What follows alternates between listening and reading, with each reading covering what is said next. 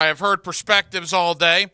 I was fortunate last night where I got to be on the fifth quarter with Leon Searcy and Dave Campo. And one of the things I like about the evening show now is I'm going to be able to react to it fresh, react to it raw on the fifth quarter on Sunday afternoons. And then I'm going to have the opportunity on Monday to go back and rewatch it. And maybe my opinion will change, maybe it won't. In this instance, my opinion changed a little bit about what we saw in Washington yesterday with the Jaguars falling 28-22. A couple of things right out of the gate. There are no moral victories, all right? This is the National Football League. You do not get a pat on the back and say, way to go. You gave it a great effort. What did that Miami Heat kid say when the Heat was going into the tunnel about a decade ago? Good effort, good job, good effort, good job. No. This is the NFL, man. There is none of that. So, I respect people's opinions, but I've heard enough of that today. You're not going to hear that here on Hacker After Dark. There are no moral victories. What there are, or what there is improvement. And the Jaguars are an improved football team. They're better than they were last year. They're better than they were in 2020. They're down 14-3 on the road in the last couple of years. They lose that game by 30. You know it as well as I do. And the fact that they scored 19 unanswered to actually take a 22-14 lead in the fourth quarter yesterday in Washington, that is growth. That is improvement. Now, the problem is, after you go up 22-14, you then allow Carson Wentz to connect on a 50-yard bomb to Terry McLaurin for the touchdown. I talked to Dave Campo about that last night. I'll talk to him about it again tonight. Keep in mind, Dave Campo, longtime defensive coordinator, defensive backs coach. Oh, he was hot coming in on the fifth quarter last night. That was the wrong way to show cover two for the Jaguars. Shaq Griffin was at fault. Andre Cisco didn't get over there quick enough. That was a bad deal. But even so, you stop them on the two-point conversion. You're up 22-20, a two-point lead. And then you let Washington go 96 yards. 96 yards to take the lead with about a minute 30 to go. And that was your ball game. So, yes, I'm happy that the Jaguars showed resiliency. Yes, I'm happy the Jaguars came back, took the lead in the fourth quarter on the road. But at the end of the day, it's another road loss. What is that now? I believe 18 consecutive road losses for the Jacksonville Jaguars. They have not won a game outside of Jacksonville or London since December of 2019, when they won a game at Oakland to close out the black hole. Oakland has not been an NFL city since then. So the last time they actually won a game in a current NFL city, you have to go even further back into the 2019 season. And there were a lot of things that came out of yesterday's game. Let me give you some bright spots. Let me give you some positivity. 16 for 200.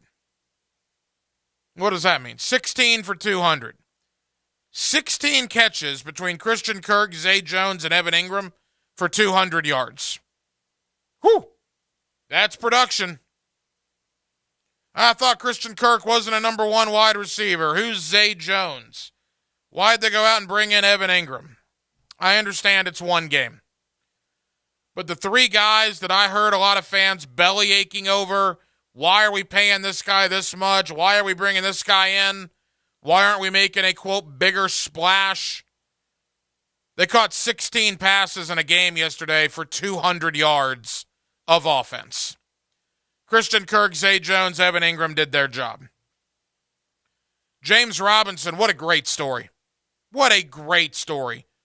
Less than 9 months from tearing his Achilles, he's back out there and puts the ball in the end zone twice. One on the receiving end, one on the rushing end. He was the offensive player of the game on the fifth quarter last night. Well deserved. My issue is the Jaguars only let him touch it 12 times. 11 rushes and 1 reception. Now, was that because it was his first game back? Was that because they wanted to see how the injury would respond? Perhaps. That's probably the likely scenario. But give that ball to James Robinson more, man. I want to see more of James Robinson. I mean, good grief. The guy averaged what? 6 yards a carry? 11 carries, 66 yards? Guy was dynamic. Guy was good. Get that guy the football. Travis Etienne had some nice spots, but there's one play that he would love to have back. You got to catch the ball. I understand it could have been a better throw on 4th and goal. You got your hands on it. You got to catch that football. That's a touchdown if you catch it. That's on Etienne. I think he would probably admit that. Etienne also is wide open in the end zone in the first quarter. Wide open, and Trevor flat out missed him. That's 2 touchdowns. Walk-in touchdowns. Uncontested touchdowns. The Jaguars left out there. The Jaguars are not good enough to do that. They're not. The Jaguars are the type of football team that have to take advantage of every opportunity that's given to them, and they were not able to do it yesterday. I mean, good grief. They forced, 3 turnovers? They won the turnover battle, still lost the game. That is very disappointing. Trevor Lawrence was not good in the first half. He wasn't. And I put on Twitter, I said, look, generational quarterback, is it okay to critique him now, or does he still not have talent around him? Even though Urban Meyer is thousands of miles away on the West Coast, are we still going to blame him for yesterday? But to Trevor Lawrence's credit, he played a lot better in the second half. What a noble concept. You go into the halftime locker room and you make adjustments. Wow. We just haven't seen a whole lot of that in Jacksonville in recent years. Jaguars made adjustments, man. Doug Peterson, Press Taylor. That offense was clicking in the second half. They did a good job. 19 consecutive points. Terrific job by Trevor Lawrence, responding from a bad first half, doing better in the second half. He's got to stop a couple of things, though. Sometimes the defensive line wins. Those guys get paychecks, too. And desperately trying to get the ball out cost you an intentional grounding and almost was a fumble. And then the desperation heave on 3rd down. Why? I get it. It would have been 4th and 11. The game is probably over anyway, but you would have had one more chance. And maybe you wouldn't have had to throw it off your back foot with Montez Sweat bearing down on you. Got to be more careful with the football. Throw it away. You were outside the pocket. It was only 3rd down. You would have had one more opportunity. But he didn't, and the Jaguars lose the game. Another unbelievable bright spot, though, Trayvon Walker. I was on the draft Aiden Hutchinson bandwagon. If you listen to me on Hacker After Dark leading up to the draft, I was Aiden Hutchinson all the way. And then about a week before the draft, the rumors started circulating that Trayvon Walker out of Georgia was in play. I thought, oh my gosh, no, why? Don't draft a guy on potential. Draft a guy that has produced. Again, it's one game. And the narrative could be very different a week from tonight after week number 2. But right now, I was dead wrong about that assessment. Dead wrong. Trayvon Walker is a beast, man. That guy is a force. That quarterback sack was awesome. He went right around Cosme, the right tackle, like he wasn't even there, buried Carson Wentz in the backfield. The interception, longtime Jaguar fans, didn't that remind you of Clyde Simmons in the 96 playoff game against Buffalo, the Jim Kelly shovel pass that Clyde Simmons intercepted and ran it in for a touchdown? Reminded me of that, no question. Walker was tackled at the 11, or they punched it in one play later with James Robinson. But man alive, I was over the top about Trayvon Walker. Is there room for improvement? Sure there is. Can he do some things better? Absolutely. But in your first career game, you get a game-altering interception and a sack. I believe both came in the second half, right? Absolutely terrific work by the number 1 draft pick by the Jacksonville Jaguars. So there are things to build on. I'll tell you another piece of good news. Not one win was recorded yesterday in the AFC South. Not one. Which is amazing because 2 of the teams played each other. Indianapolis and Tennessee tie. Tennessee loses a home game to the Giants. Wow. We told you all offseason, I had too many people on in Nashville, from former Titan players to Titan media members, that told me the entire offseason that window of opportunity is coming down. They might still be in the playoff hunt this year, but that window's coming down. You saw it yesterday. That is not the Tennessee team of 2 and 3 years ago. Heck, that's not the Tennessee team of last year. They could not stop Saquon Barkley. They allow Sterling Shepard, coming off an Achilles injury, for a 65-yard touchdown. That's just not the Titans that I've seen for the last couple of years. And how about the absolute stones? The fortitude by Brian Daboll of the New York Football Giants. His first ever game as an NFL head coach. He goes for 2 in the win on the road with under 90 seconds to go, and they got it. We were at a Perfect Rack Billiards for the 5th quarter when that Titans field goal sailed wide. Some ovation, man. Point being, the Jaguars lost, so did the Titans. Colts and the Texans tied. So nobody's won anything in the AFC South to this point. Colts come in on Sunday. We'll obviously talk a lot about that game as we get closer. But no moral victories. You were up 8 in the 4th quarter. You lost the game. You allow a 50-yard bomb to beat you, and then you allow a team to go 96 yards to cap it off. Sucks. There's no question about that. But the team did not quit and shrivel and die like we would have seen in previous years. Having said that, it's now 42 wins and 120 losses, dating back to the beginning of 2012. Think about that. 42 wins and 120 losses. And I won't do that very much anymore. That was kind of a tradition for me under Gus Bradley and Doug Marrone and Urban Meyer. I'm going to put that tradition to bed, but I just wanted to point out that I get your pain, Jaguar fans. I saw you on Twitter yesterday. I read my text messages to my cell phone. I talked to you last night on the 5th quarter. It's a lot of doom and gloom. It's a lot of here we go again. It's a lot of with the first pick in the 2023 draft, the Jacksonville Jaguars select. No. Don't do that. This team is going to win some games. Now, for anybody that's in la-la land that had the Jaguars going 14-3 and home field in the AFC, well, that's not going to happen. But this is a 6-7 win football team. I had them at 7-10. I'll stand by that. They're going to win some games. They play like they did yesterday, correct a couple of things, catch the ball. That's a big one. I want to catch the ball. They're going to find some W's in the win column. So this is not a situation of here we go again. I don't think. And you know what? If they go out there on Sunday and get hammered, the narrative's going to change. But for the here and now, I like some of the things I saw. I really did not like the defensive effort in the 4th quarter.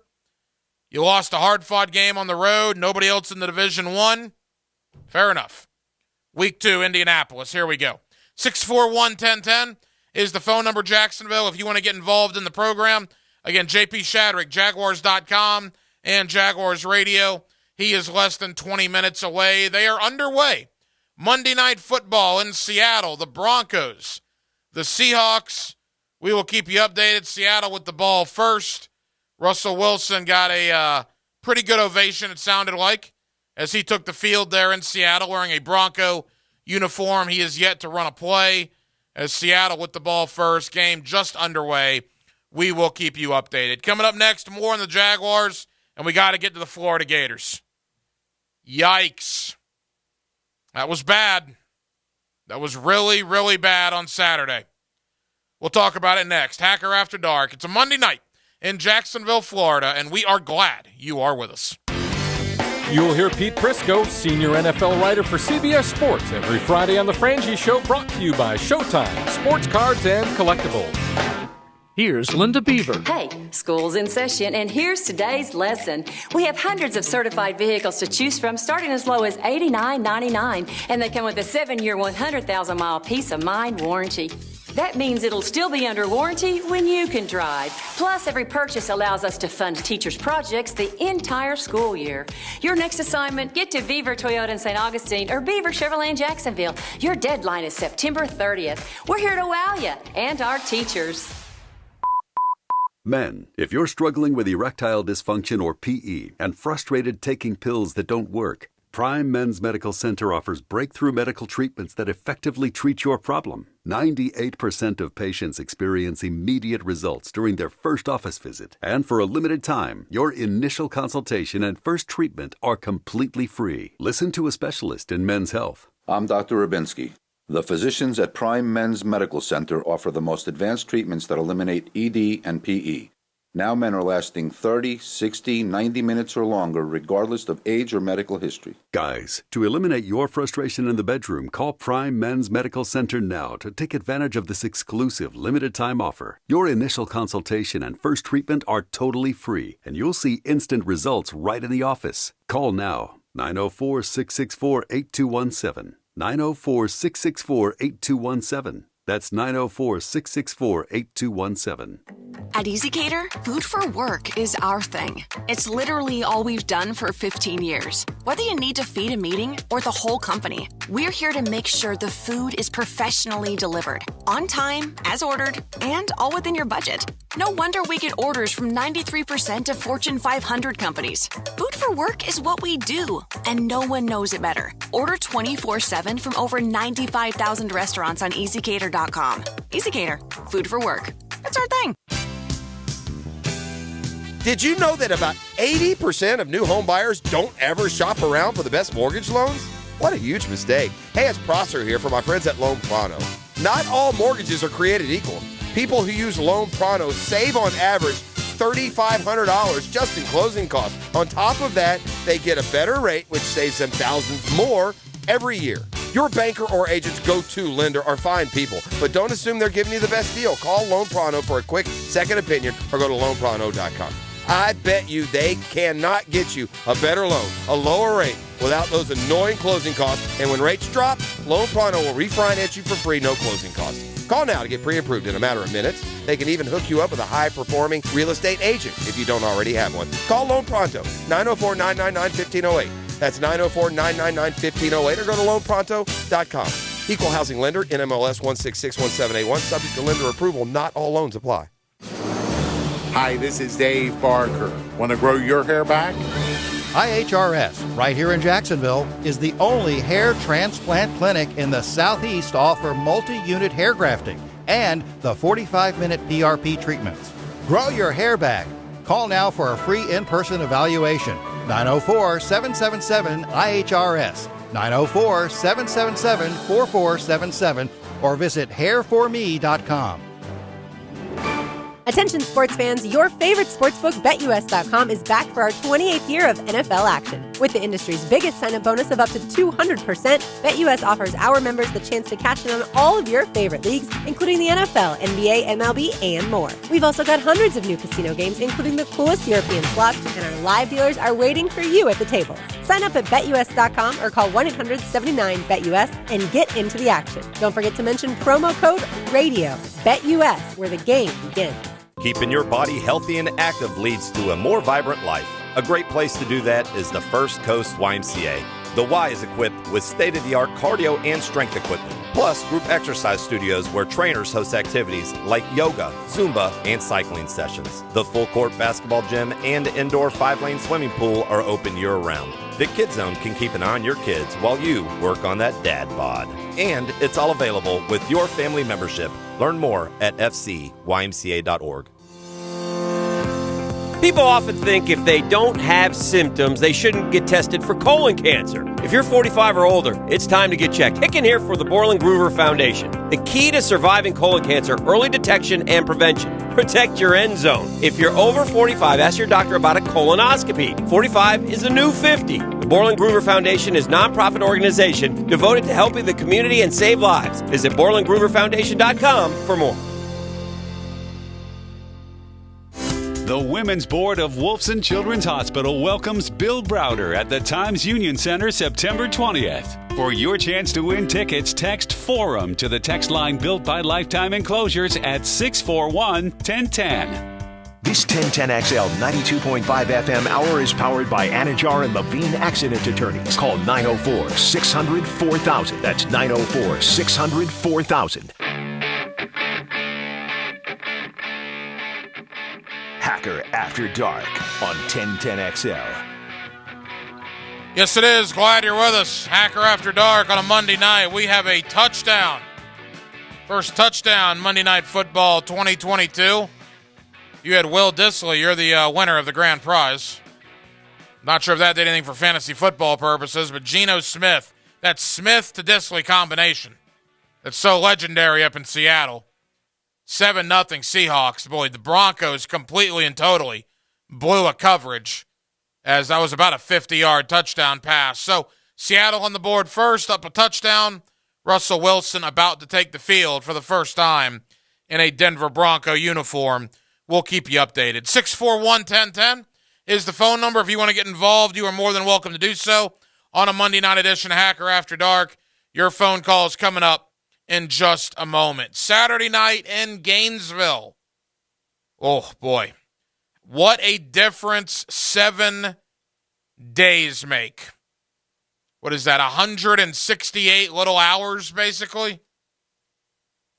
In 168 hours, Anthony Richardson went from winning the Heisman Trophy, Billy Napier being National Coach of the Year, and Florida going undefeated to the college football playoff, to what on earth is Anthony Richardson doing? Billy Napier called a horrible game, and Florida's going to be lucky to go to a bowl game. Boy, don't you love college football. 7 little days. That was bad. There's no sugarcoating that.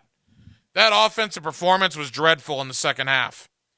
And I'm not exactly sure if the Kentucky Wildcat offense, or a defense rather, if the Kentucky Wildcat defense is the monsters of the Midway. I'm not sure if the Purple People Eaters are a part of that Kentucky defense. I think they're good. They're okay. But the Gators made them look like the 85 Bears, the 2000 Ravens. They could do nothing against Kentucky in the second half. Nothing. The run wasn't working. The pass wasn't working. Richardson was just awful. And the question is, I guess, who is Anthony Richardson? Is Anthony Richardson the guy we saw against Utah? Is he the guy we saw against Kentucky? Well, truthfully, he's probably both. The guy threw 64 passes last year. 64. He only completed, I believe, 59% of those 64 passes. And he comes into this year with all that acclaim, all that prestige. And he was great against Utah with his legs. Passing the ball against Utah, he was 17 of 24 for 168 yards. Not bad. But when you complete 17 passes for $168, you're averaging less than 10 yards of completion. Translation, they didn't go down the field a whole lot. And I brought some of that up last week. What would happen when defenses got film on Anthony Richardson?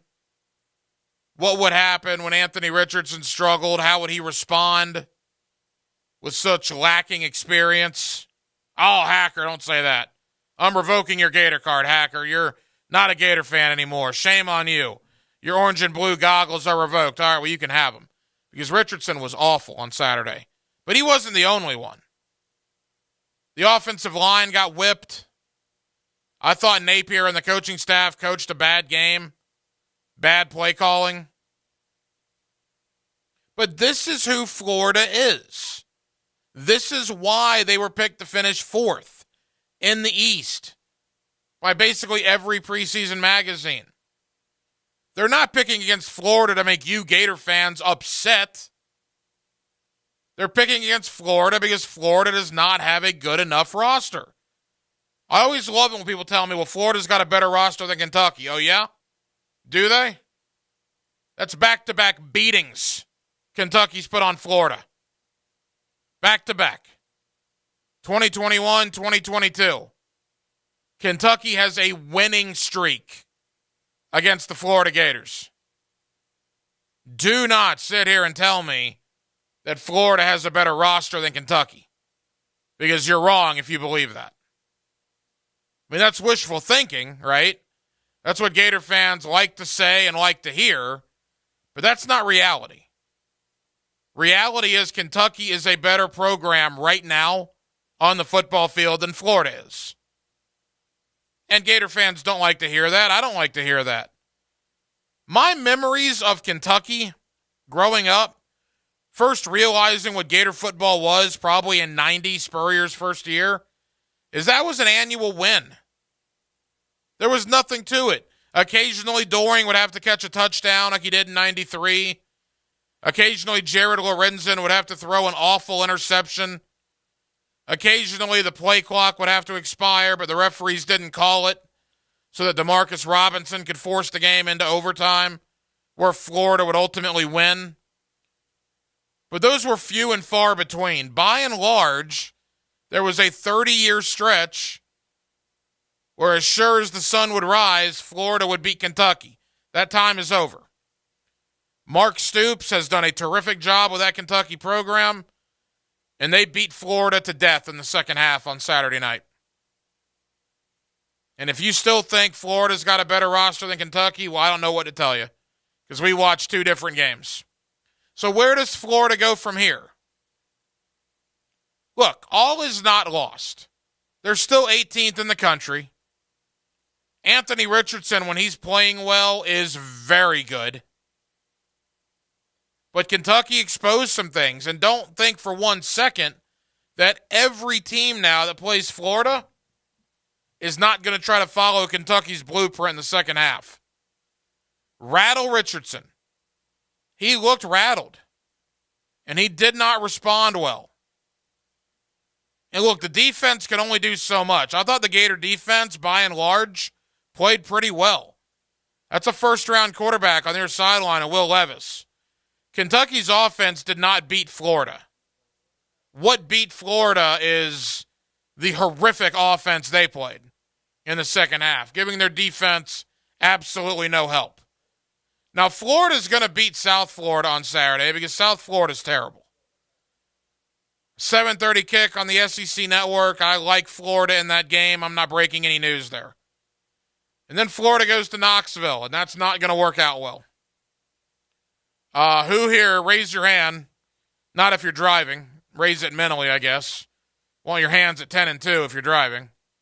But if you're a Gator fan, do you think you're going to go to Knoxville in 12 days and beat them? By the way, 3:30 CBS, the national game for Florida and Tennessee. Schedule's hard. Georgia, that doesn't even need to be talked about. That week, we'll talk about great memories of the cocktail party. We'll talk about times gone by, and hopefully, you'll drink a lot of adult beverages and have a hell of a good time. Because for a Gator fan, Saturday, what is that, October 29th, 3:30? Yikes. That is going to be bad, bad, bad. So other than Georgia, I don't think they're going to beat Tennessee. Florida can play with a lot of other teams on their schedule. Look, A&M looks horrible. Horrible. Jimbo, dude. I know they guaranteed you all that money, but they're going to start talking in College Station pretty soon. Particularly, you wait. If Miami beats them on Saturday and A&M's 1-2, That oil money out there at College Station is not going to be happy. They're already not happy. You can't lose to App State at home. And App State pretty much pushed you around in the fourth quarter. So Florida can play with A&M this year. LSU, they're nothing great. Florida State proved that. It's a down year in the SEC. You got two ridiculous teams in Georgia and Alabama. You then have some pretty good teams. Kentucky, Arkansas, Tennessee, maybe Ole Miss. Everybody else, average to below average. So Florida, to me, still has every chance to win 7 or 8 games, which is just what was thought of them coming into the year. Expectations skyrocketed after Utah. I was guilty of it as well. Expectations have plummeted after Kentucky. Truth of the matter is, it's probably somewhere in the middle. Even though Anthony Richardson played terribly, he's still a very good player when he's on. And I think Anthony Richardson will improve. In fact, I expect Anthony Richardson to have a heck of a game on Saturday. Kind of a get-right game, a feel-good game against South Florida, leading into a hornet's nest in Knoxville. Do you think those fans in Big Orange Country, Hezekiah and all the kinfolk coming down from the mountains there in Knoxville, you think they're going to be fired up when the Gators roll in? You better believe they are. Tennessee's got a good team this year. They might even shave their beard and put on their overalls for that one. They are going to be fired up when the Gators roll into Rocky Top.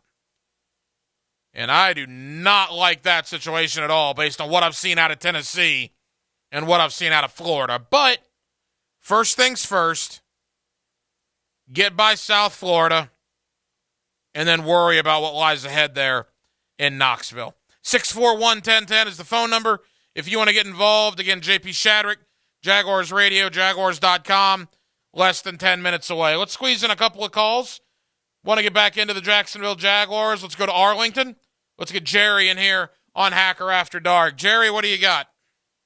Hey, it's Gary, not Jerry. Gary, how the heck are you, Gary? Glad you're with us. I'm good, my man. Hey, man, look, it's every freaking year, bro. It's the same old.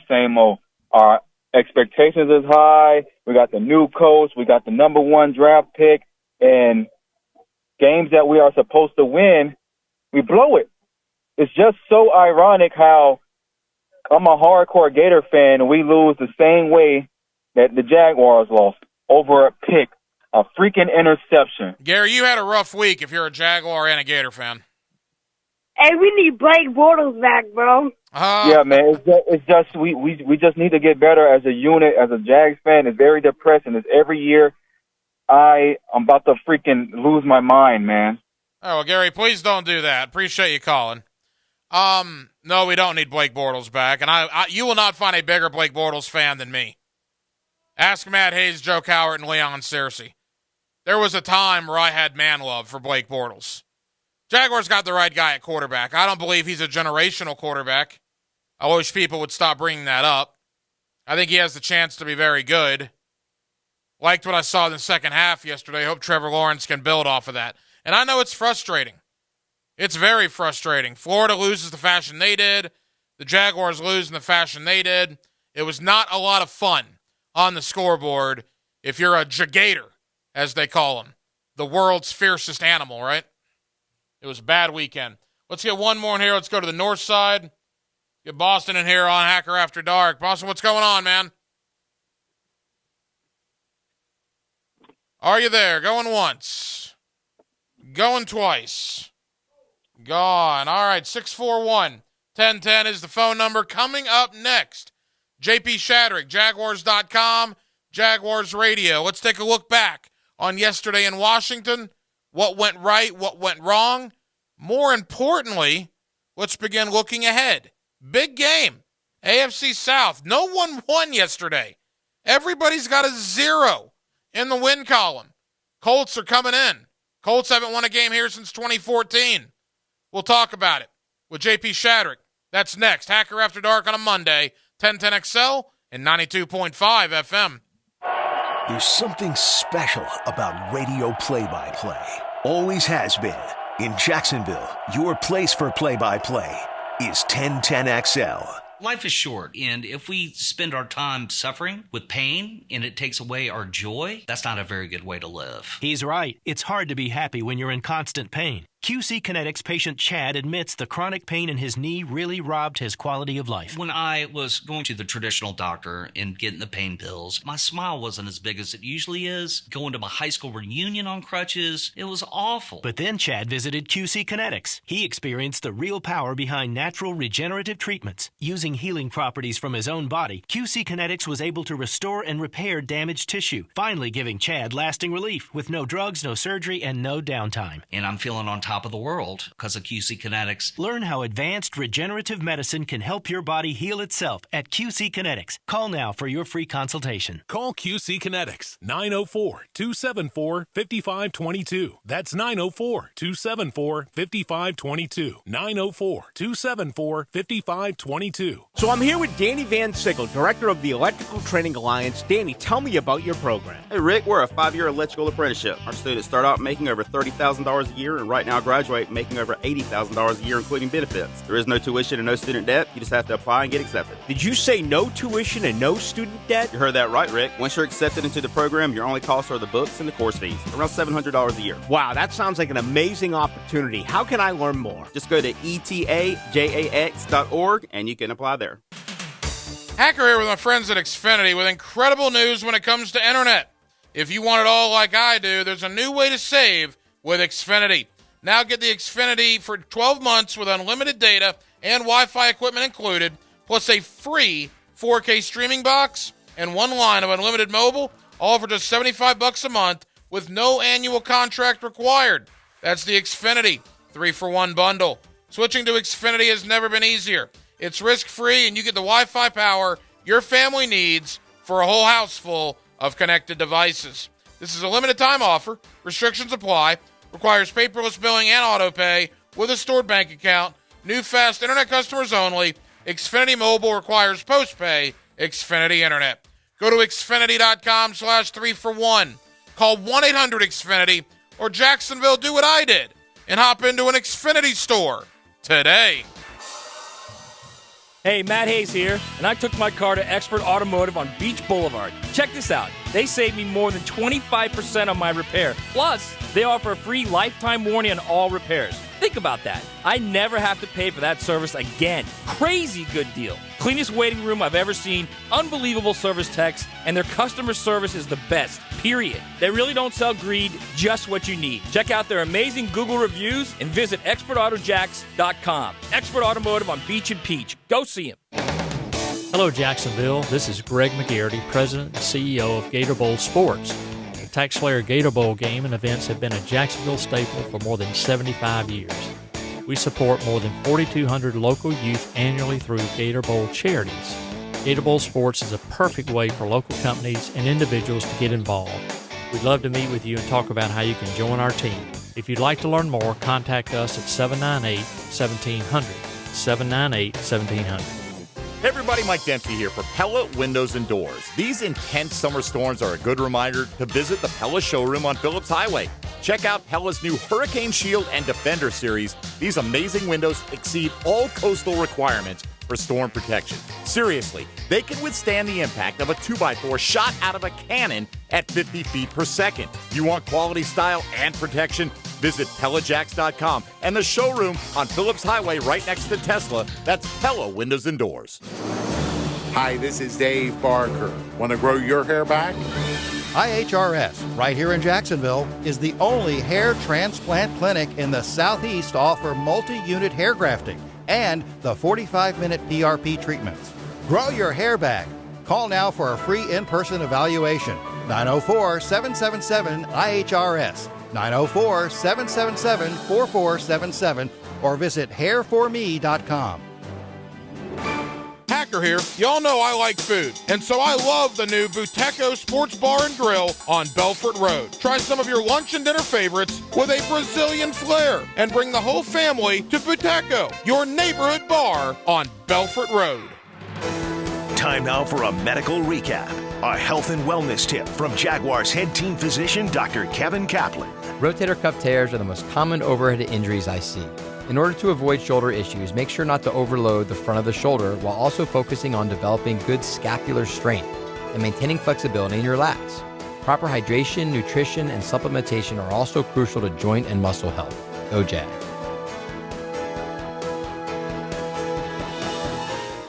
Okay, everyone gather round. I have some exciting Running her shoe factory, Kendra talks the talk and walks the walk. We're switching to green energy. She needs a biotech consultant to erase her carbon footprint. All operations will net zero emissions. Indeed can help her hire great people fast. I need Indeed. Indeed you do. You can schedule and conduct virtual interviews all from your employer dashboard. Visit Indeed.com/credit and get $75 towards your first sponsored job. Terms and conditions apply. This date in sports history is brought to you by Southeast Orthopedic Specialists. On September 12, 1998, Penn State head coach Joe Paterno became the sixth coach to reach 300 victories in college football.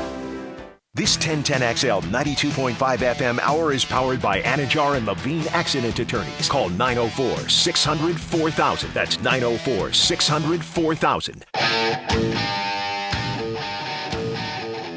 This is Hacker After Dark on 1010XL. Now, another interview on the Farah and Farah phone line, brought to you by the accident attorneys at Farah and Farah. Back here on 1010XL and 92.5 FM in the city of Jacksonville. We're glad you're with us. The regular season opener for the Jacksonville Jaguars in the books. They fall to Washington 28-22. There was some good. There was some not so good. There was a couple of things that were bad. Let's talk about it. Let's talk about moving forward as well. Again, no team in the AFC South has a win in the win column, which is pretty amazing, seeing as how two teams played each other yesterday. So there's a lot to get into with JP Shadrick. You hear him on Jaguars Radio. You also see him all over Jaguars.com. JP, how you doing? I'm doing well, Hacker. Nice to talk with you. Tough opening game. Had an early deficit and then fought back to take the lead and then collapsed in the fourth quarter, unfortunately. But plenty to dissect from this one. Yeah, enjoyed listening to you on the pre- and post-games yesterday on Jaguars Radio. And JP, look, there was a time when it was 14-3, and I'm thinking, well, I don't know if the Jaguars could play much worse, and they're still in the game. And then, lo and behold, you blink your eyes, it's 22-14 Jacksonville. They score 19 unanswered, ultimately to have Washington score the final 14 points of the game. Just a mile-up view before we really dissect it. What was your takeaway from yesterday? Well, I think the difference is that if this team last year was down 14-3, they might have collapsed on the sideline and not fought back in the football game, in a lot of the season last year. So I think it just felt a little different. Hey, they're still in this thing. The defense tightened up when they needed to. They gave the offense some opportunities. They finally started to click a little bit on offense and made a run.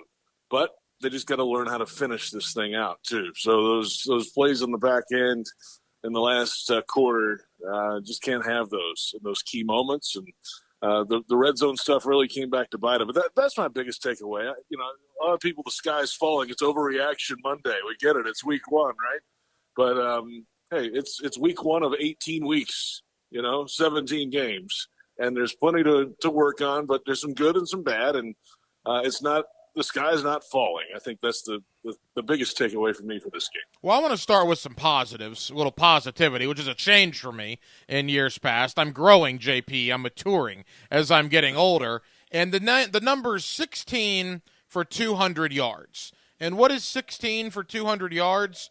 That is what Evan Ingram, Zay Jones, and Christian Kirk did yesterday. 16 catches for 200 receiving yards. So for anybody that poo-pooed the idea of bringing those three guys in, at least in week number one, JP, I think the Jaguars got exactly what they hoped for.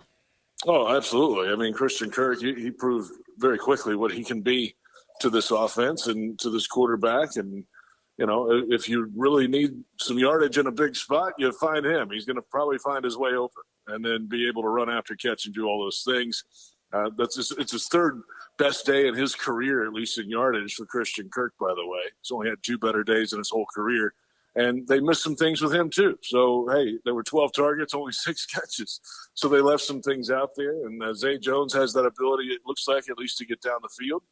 And Evan Ingram can be a weapon over the middle. So good things there. And, yeah, you got to have weapons around the quarterback. So that was the whole idea. And so far, so good. They got to build on it, though, of course. And in the red zone especially, be able to make those really tight throws in a tight window. JP Shadrick, Jaguars.com, also Jaguars Radio here with us on 1010 XL. All right, JP, Trevor Lawrence got those 16 completions to the 3 new guys. Marvin Jones did some nice things out there as well. Here's my thought on Trevor. I want to get yours and what you saw. I do worry that he panics a little bit. Look, he's got to stop throwing the ball away and doing all those things when pressure's coming. Look, sometimes the defensive line's going to win, JP. And when you're in a panic trying to get the ball away, well, what if his arm isn't exactly moving forward on one of those instances? And it is ruled a fumble, and it is, verified by the replay. Or with a minute to go and Montez Sweat's bearing down on you on 3rd down, don't throw a Hail Mary. You had a 4th down to try to move the chains to keep the game alive. My concern is that when Trevor sees pressure, he gets out of his game and tries to do things that he's not supposed to do. Well, I'll say this about the last one. Oh, yeah, that was a mistake, obviously. You just throw it out of bounds, do something else, fight another down. You got another down to fight. But the only way you could have messed that one up was to throw an interception, and that's what happened on that play. Now, the other stuff, he was hit 10 times in the game. It wasn't like there was just a little pressure. Like, they were getting back there a lot more, I think, than normal. It's only one game, but it just felt heavier throughout the day than it probably should. So, it just seemed a little abnormal, that pressure. I'm not going to downgrade his performance because of that kind of stuff. You got to react and read and figure it out when pressure's in your face. And, it just didn't, it just felt like there were other times, Hacker, that things were open that should have been made without pressure. And they were just a tick off. That's the one that kind of concerns me. Those 2 down near the goal line, not the ones when he's under pressure and running around and trying to figure it out, guy at his face. That's fine. We get those. But okay, the throw that he overthrew Etienne in the end zone. That's a most quarterbacks in the league better be able to make that throw. And that's a touchdown. And then the one to Etienne that hit him in the hands was a little high and inside. You got to hit him on the number. So just a hair off. Those are the ones I think that'll burn him up a little more than the ones with pressure. Yeah, the funny thing about that, you'd think if he was going to have timing issues with anybody, it would not be Etienne, who he obviously played with in college, but there did appear to be some issues there with the timing between Lawrence and Etienne. Bottom line for me on Trevor Lawrence, JP, is I thought he played well. Could he play better? Absolutely. Could he play worse? Absolutely. But I thought he played well, particularly in the second half. It looked like the offensive coaching staff figured out some things. In the second half, that offense really had it going. Yeah, the offense was moving. That's a good thing. I think it was an average day. It wasn't a great day, as you said, for him. It wasn't the worst game ever. There were mistakes. There were some good throws. The receivers made some nice plays when they needed to. They actually ran the ball when they ran the ball, which wasn't a lot. They ran effectively. So the offense kind of found something there in the second half. Defense continued to play well to give them opportunities to do that. They took the ball away a few times, and then they cashed it in. So that's team football. If you can get both those sides working all at the same time, which they were in the second and third quarter, well, you look at the result. They're going to take the lead and score points, and that's what they did. JP, in the interest of fairness, last year when they were so pass-heavy, I obliterated Darrell Bevell and Urban Meyer. And I think a lot of people did for their offensive play calling. They ran 60 offensive plays yesterday with Doug Peterson and Press Taylor. They dropped back to throw at 43 of those 60 times. They only truly ran the ball or had 17 run plays that were called. That's a problem, right?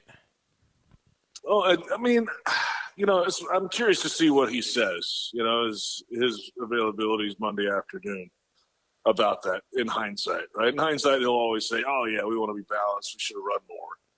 Well, it did feel like that a little closer in the red zone, especially. There were a lot of those situations early, the first few drives, first quarter, when they were in the red zone in the first half, really first and second quarter. there were a lot of passes around the goal line. And they kind of got away from the running game and just put it up in the air a little bit. Obviously hindsight, he'd probably say, hey, let's kind of figure this thing out on the ground a little bit more, give it another couple opportunities. But hey, they didn't. They were close. They had guys open. They just missed them again. I mean, if they score touchdowns there with a pass to ETN, we're not worried about the run game, right? So you got to execute the plays that are called. And JP, I thought it was a really feel-good moment, though, for James Robinson. Even though he only touched the ball 12 times, he put it in the end zone twice, less than 9 months after tearing the Achilles. What a job in recovery by James Robinson, and what a performance he put forth yesterday.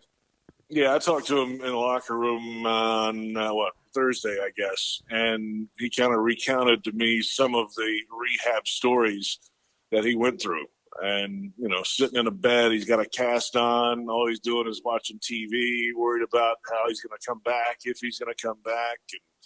And finally got out there to move again and realized, okay, I can at least move. That's a step one, and just continue to build it. The athletic training staff did a great job to keep him on track and not let him push himself too hard, which can, of course, re-injure things. They kept him steady, and if there was a down day, okay, let's ease it back, and then if he's ready to move forward, let's go ahead a day. So they did very well with that, and they were confident this whole preseason that he was going to be ready to go. And there was a little, just looking at him at training camp at times, it's like, okay, he's still got a little bit of a gait, a limp, something like that. But then as the weeks progressed, he seemed to improve and improved enough, obviously, to come play in week one. It's a great story. And really him and ETN, right? I mean, he missed all last season with a foot injury. And 15 years ago, if you had either one of those injuries, there was a question mark whether you're going to play in the league again. Now you can turn it around and get back within a year. That's pretty remarkable. A couple of more for JP Shadrick, Jaguars.com. Of course, you hear him on Jaguars Radio here on 1010XL as well. JP, on the defensive side of the ball, look, I was an Aiden Hutchinson guy. I'm also willing to admit that I was probably wrong in that assessment. It's only been one game. Don't want to jump too far in the Trayvon Walker camp, but my goodness, the sack, the interception, he was disruptive on other plays. For one game out, JP, he certainly looks like he was deserving of that number one pick. Yeah, overreaction Monday, huh? You're already saying, I made the wrong call. Hey, he's a good player, and he showed his athleticism. That's why, and his versatility, and that's why they wanted him. And they knew it early that they wanted him, and went after him and got him at number one overall because, yes, he probably can rush the passer, which we saw from the right tackle, got underneath him, got the sack in the third quarter, which was great. But then he can come off the ball, make a play, and then run with it and stiff arm. That's a unique talent and a skill set that not many guys had, and they felt like he was probably the only guy in the draft that had all that. And he showed a little bit of that on Sunday. So it's a good start, But I think as we continue, you just got to see that consistent play week to week. Can he do something like that most weeks? And that can be difficult once you're on people's radar, which he was already, but he certainly will be now. How does he play above that moving forward? I think that's the big question. We'll find out. I don't have any doubt in him. He's big and long and strong and fast, so that's a good start. JP, there are no moral victories, obviously, but I find myself thinking, well, they did that right, and they did this right, and they did all this with Christian Kirk, and James Robinson had a good game, and Walker looked the part, and Oluwakin tackled anything that moved. Devin Lloyd struggled in the first half, was a little better in the second half, and then Tennessee loses to the Giants. And I'm thinking, all right, well, if you were going to lose a game, it's out of conference, and nobody else in the division won. So now, it sets up a pretty interesting contest on Sunday with a Colts team coming off a tie here in Week 2 in Jacksonville. Yeah, half game out of first, right? If you're looking at the division race that early, it's just what it is. It's it's a big game, obviously, for Indy too. They've got a lot of things to prove at the end of last season. They haven't won down here in a long, long time, about 7 straight years. In Jacksonville, they've lost. So, and of course, with the playoff stuff last year, they changed the quarterback. They've got a lot going on there because of the result that happened here in the last week of last season. So. They've got some demons they're trying to exercise. We'll see. Hey, the Jags are trying to open the bank and bounce back themselves, and it does feel like they're kind of right on the cusp. There's just cleaning up a few things. Quit doing these penalties pre-snap. 13 of those penalties in the game, but it just feels overall calmer, right? It feels like a professional football environment. The sky's not falling around here. It's one game, looking at the tape, getting it right, and putting your players in the best position to go perform. So that's the way it should be. And hopefully there'll be a few more wins coming up soon. JP, I know the Monday programming in the books for you guys. What's coming up later in the week leading up to the Publix Tailgate Show on Sunday? A lot going on for Jaguars Radio. Oh, yeah, no doubt. We've got Huddle Up with Bucky Brooks on Jaguars.com. That's Wednesday afternoon at 4 o'clock, and the Jaguars social media channels. And Thursday is Happy Hour with me and Lagerman. And after that, the Doug Peterson Show. That's at 5 o'clock on the Jaguars Radio Network. We'll have the Week in Review podcast Friday. We've got Jags Drive Time in the mornings. That's coming up Wednesday and Thursday with Ashland Sullivan and the crew. So we've got it all. We've got everything you want. Podcasts, shows, internet, video, whatever you want, Hacker, we got it for you. Well, not only that, but congrats to you as well. I see you're doing some work for Westwood One this year, calling a little college football play-by-play. I am. I appreciate that. Yeah, it's a busy month coming up there too. I've got games each of the next 4 Saturdays also, so on 2 different networks, in fact. But a couple of Westwood games, and good to be on that crew. That's it's fun, man. They get it done and get it done right. We got some big games coming up. I got Auburn, Penn State this week. Wow. And at Jordan-Hare, that's on Touchdown Radio. But they're going to let you into Jordan-Hare? Do they know? Do they know where you got your degree from? Yeah, they're aware. I've done plenty of Auburn games. I actually have Auburn 3 of the next 4 weeks. Wow. Believe it or not, which is kind of crazy. So we'll see if they keep winning. The games will get bigger and bigger for them. But we'll see. They got to. This is their first big test. Penn State coming down, and looking forward to that game for sure. Of course, JP, the pride of the University of Alabama. JP Shadrick. JP, always appreciate the time, brother. Thank you very much. We'll listen to you throughout the week here on Jaguars Radio. Thanks, Hacker. Talk soon. He was a favorite on the field. Cardiac cast, thank you, baby. And he's back on 1010XL. Former Jaguars QB David Garrard joins Jaguars Today to talk Jags. Mondays on 1010XL. Brought to you by Eastern Roofing Company. Service with integrity. Attention all current lease owners. Before you turn in your vehicle, come get a free appraisal and equity evaluation at Key Buick GMC. Key can pay off your lease early. Do not wait. Now is the time to go to Key Buick GMC. They are currently buying all makes and models. The market conditions are increasing the value of your vehicle each and every day. So come see what your car is worth. Ask for Derek or Steve. That's Key Buick GMC. We are professional grade. Across the street from Tinseltown, South Side and Gate, or go to KeyBuickGMC.com. Blackout colon cancer. Hicken here for the Borland Groover Foundation. If you're 45 or older, the ball is in your court to get screened. The key to surviving colon cancer, early detection and prevention. 45 is the new 50. Protect your end zone and get screened for colon cancer now. The Borland Groover Foundation is a nonprofit organization devoted to helping the community and save lives. Visit BorlandGrooverFoundation.com for more. Find your why in your next career move at the First Coast YMCA. Everyone can get involved and make a difference in your community at the Y. And if you'd like to turn your passion into a fulfilling career, the Y is an equal opportunity employer and is now hiring youth program leaders, lifeguards, swim instructors, and more. Plus, Y staff enjoy benefits including free YMCA membership and free childcare while you work. Find your passion, find your why in a career at fcymca.org. 74.3% of those that own a home security system indicate that their security system and products make them feel safe, because security cameras give you peace of mind. Denny Thompson here. Let Tyson Sound and Security assess your home security needs and keep the bad guys out so you can have full peace of mind too. While you're at it, ask them how they can help lower your home insurance payments. Visit TysonSoundandSecurity.com. Tyson Sound and Security, security and automation experts. Okay, for this Cannons of Jacksonville commercial, we need an idea to really come out with a bang. Like having a guy shot out of a cannon.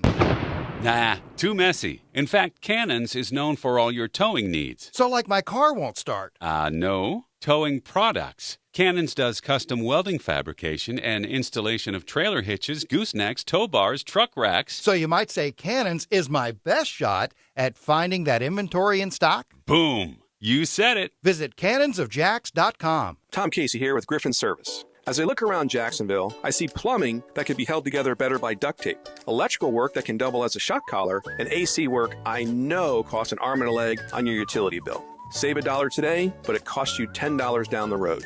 At Griffin, we don't think you want, or maybe even know, you're hiring El Cheapo on cut rate work. So, if you need plumbing, AC, or electrical help, and you want it done right, call GriffinService.com and know you're getting the best. Men suffering from erectile dysfunction or PE, regardless of age or past medical history, you'll see instant results on your first visit at Prime Men's Medical Center. And for unlimited time, your consultation and first treatment are totally free. Call now 904-664-8217. Here's your 1010XL First Coast Community Calendar. Play poker and help families in the Hold'em for Life Texas Hold'em Poker Tournament. Saturday, September 17th at Blessed Trinity Parish Hall. Call 847-778-8824.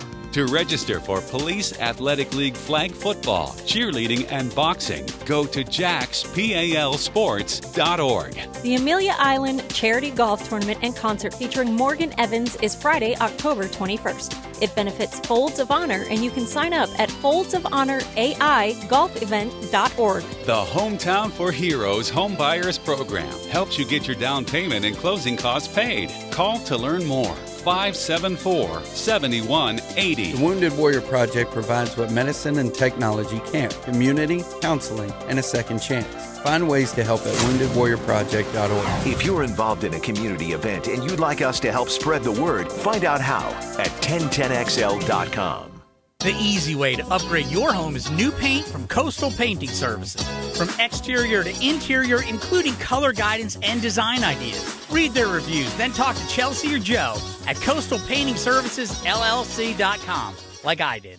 Are you suffering from shoulder pain? If you have clicking and popping in the shoulder joint, persistent pain that intensifies with use, an inability to lift your arm over your head, or a tingling, burning sensation in the shoulder, elbow, or wrist, waiting to see a doctor could make your injury worse. Baptist Health and Jacksonville Orthopedic Institute have innovative and effective treatment options available right now to relieve your pain and restore your mobility. Don't wait. Call 904-JOI-2000. Home of the Jacksonville Jaguars. WJXL AM Jacksonville Beach. WJXL FM Jacksonville Beach. This 1010XL 92.5 FM hour is powered by Anajar and Levine Accident Attorneys. Call 904-600-4000. That's 904-600-4000.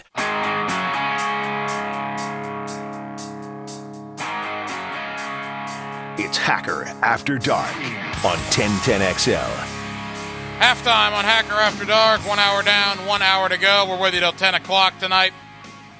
Here on a Monday night on 1010XL and 92.5 FM. Seattle, a 7-3 lead over the Denver Broncos. 8 minutes to go in the second quarter. Seattle looks the part. Look, we thought it was a rebuild, and it very well could be a rebuild in Seattle. But they are every bit as competitive with Denver right now as you would have hoped for if you wanted a good Monday night game to kick things off against Joe Buck and Troy Aikman, right, making their Monday Night Football debut. Former Jaguar legend Jason Myers is going to attempt a long field goal here for Seattle to try to get them a touchdown lead.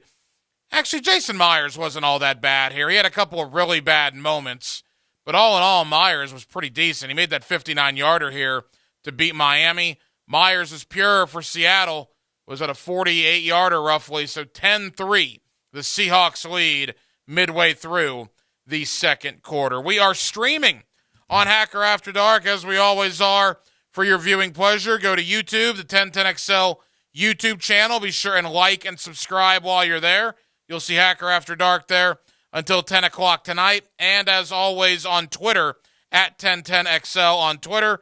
The show streams there every night from 8 o'clock until 10 o'clock. Coming up in less than 10 minutes, a little college football with my friend Bill Bender, the national college football writer for the Sporting News. What is next for the Florida Gators? What about Florida State? A big one Friday night against Louisville. Miami, a big one Saturday night in College Station against Texas A&M. Georgia this week dives into SEC play as they head to South Carolina. We'll talk about all of it with Bill Bender of the Sporting News in less than 10 minutes. And at the bottom of the 9 o'clock hour, a little Monday night coaching. You've heard of Monday morning quarterbacking. Well, we're going to have Monday night coaching here on Hacker After Dark with former Dallas Cowboy head coach Dave Campo as he's set to join us within the next 25 minutes. What a day it was yesterday in the National Football League. You want to talk about parity? You want to talk about why the NFL is the greatest sport going? Listen to some of these scores. Of course, you had 28-22, Washington over Jacksonville. 27-26, New Orleans over the Atlanta Falcons.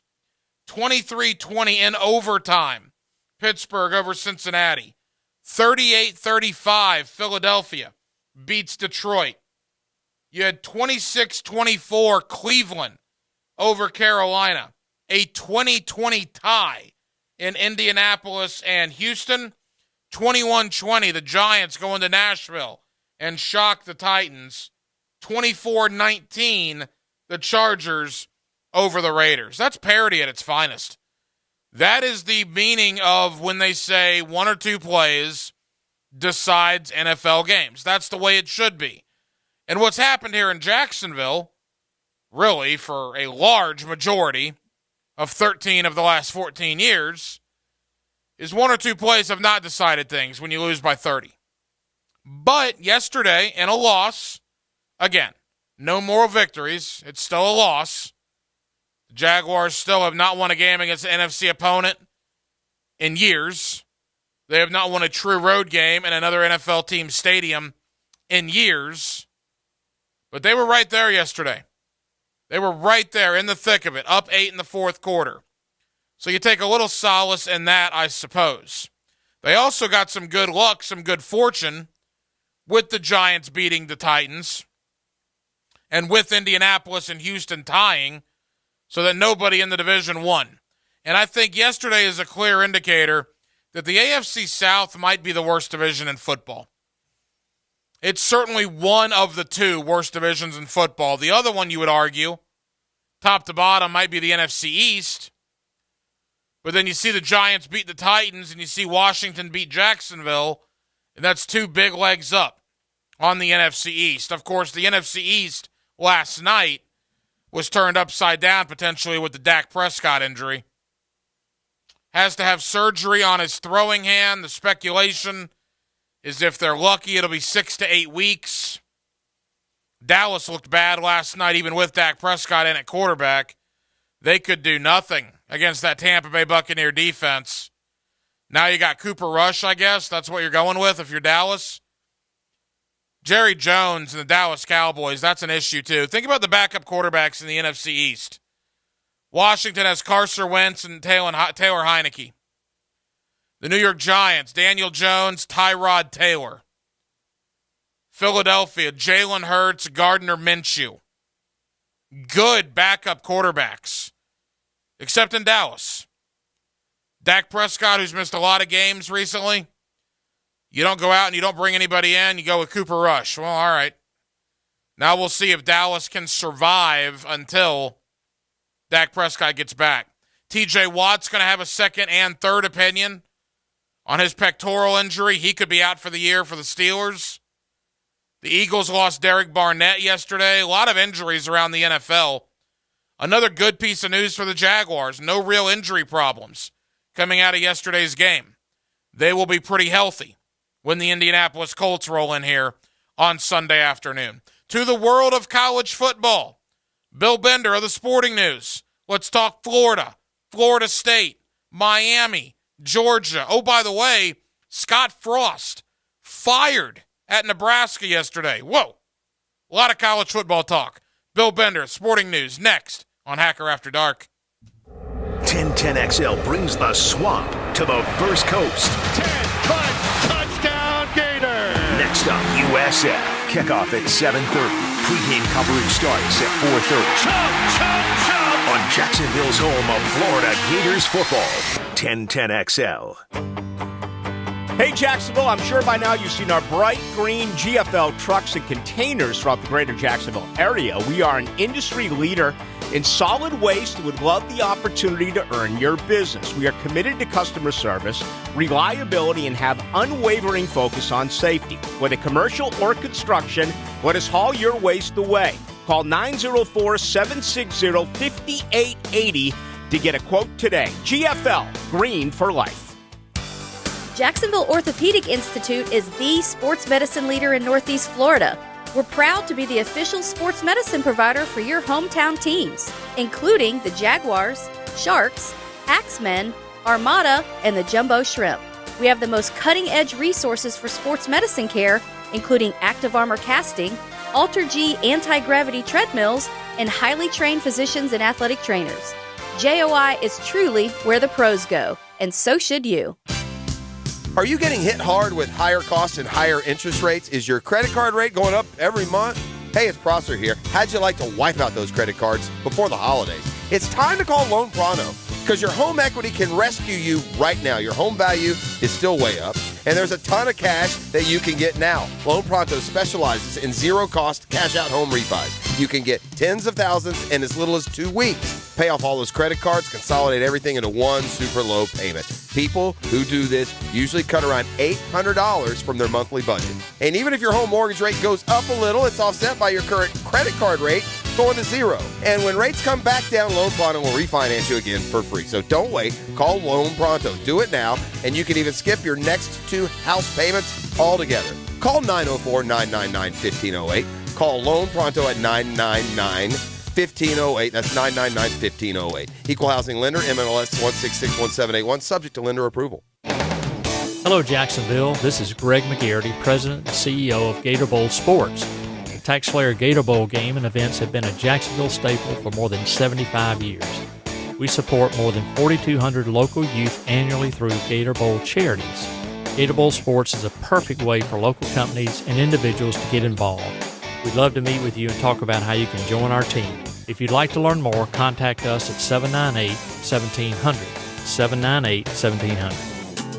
Attention sports fans, your favorite sportsbook, BetUS.com, is back for our 28th year of NFL action with the industry's biggest sign-up bonus of up to 200%. BetUS offers members the chance to cash in on all your favorite leagues, including the NFL, NBA, MLB, and more. Hundreds of new casino games for you as well, including the coolest European slots and live dealers waiting for you at the table. Sign up at BetUS.com.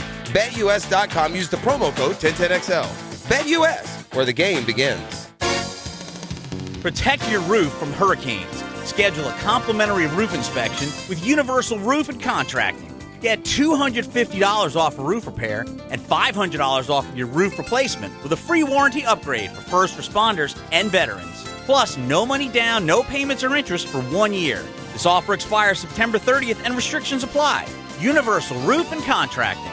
License number CCC 1330747, CBC 1258484. Find your why in a rewarding career at the First Coast YMCA. Did you know the Y runs the before and after school programs at every public elementary school in Clay County? It's true, and we can only open up new spots for students when we have enough staff. And that means the Y needs you. The Y is an equal opportunity employer, and we're hiring youth program leaders, lifeguards, instructors, and much more. Visit your local Y for more information. Find your passion, find your why, and a career at fcymca.org. This Date in Sports History is brought to you by Southeast Orthopedic Specialists. On September 12, 1998, Penn State head coach Joe Paterno became the 6th coach to reach 300 victories in college football. This 1010XL 92.5 FM hour is powered by Anajar and Levine Accident Attorneys. Call 904-600-4000. That's 904-600-4000.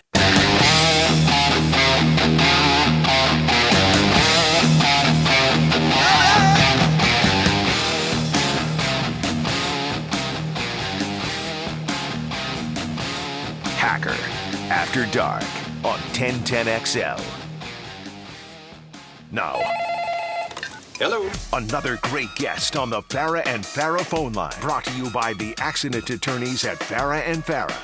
Back here on 1010XL and 92.5 FM in the city of Jacksonville. We're glad you're with us. College football Week number 2 in the books. What a week it was. Are you kidding me? Marshall over Notre Dame. App State goes into Kyle Field, knocks off Texas A&M, and, of course, Florida.